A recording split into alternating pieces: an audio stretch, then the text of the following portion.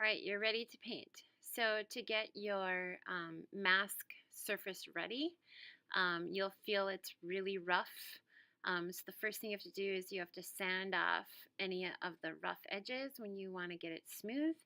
If you choose not to sand, you still have to do the next step, which is to get any dust or sanded clay off. It's a really big deal, as your paint won't stick. Okay, so I'm trying to get you to see this here.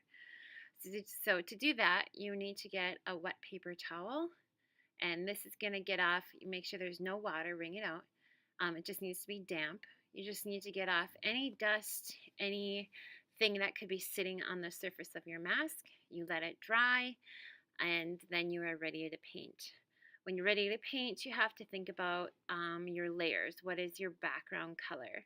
So the one on this one is black, and then there's a layer of antiquing that is last. This one you can see my actual mask is this green color, and then you have the bottom color of the butterflies, which is orange.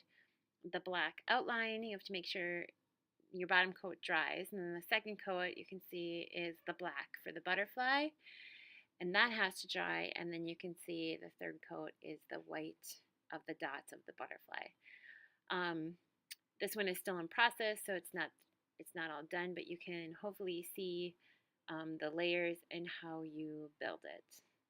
So when you're painting, you really have to have a plan of action. If you want the paint to blend, the paint has to be wet. Otherwise, if you want crisp edges and lines, the paint has to dry. So you have to have a plan of what are you going to do. Now, because it's acrylic, if you make a mistake, it's not a big deal. What you're going to have to do is white it out. So I have an example to show you. Here you see that there's red on this white mask, and I want to get rid of that. So it has to dry, and then you're going to take white and you're going to white it out. It then has to dry. The white has to dry before you paint on top.